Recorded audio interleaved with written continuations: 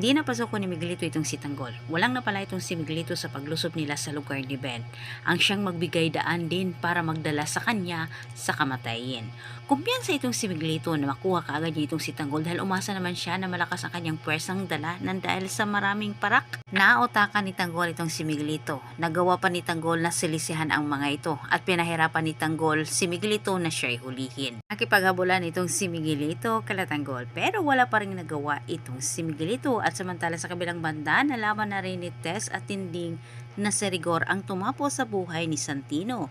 Kaya't muling nagpakita naman itong si Tess sa kanilang tahanan at samantala nagmamalinis naman itong si Rigor sa harap ng karamihan lalo na kala Tess at Tinding wala siyang inamin sa kanyang nagawang kasalanan dito kay Santino.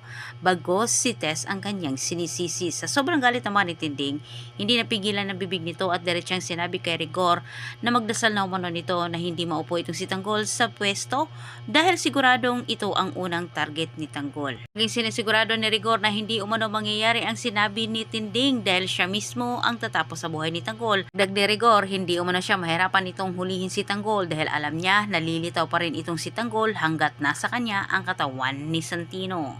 At samantala sa kabilang banda, ngiting kabayo naman itong si Roberto at Chucky dahil sa kanilang pagkaakala sa kanilang ginagawa ngayon ay natatakot na ang mga taong kumakaliwa sa kanila. Mas lalong pinalala nila ang kanilang problema. Maya-maya lang dumating naman itong si Sandy para sabihin na itong si Miguelito ay nilosob si Tanggol. Magalit man itong si Roberto pero huli na ang lahat, wala na siyang magagawa para pabalikin pa ang kanyang kapatid.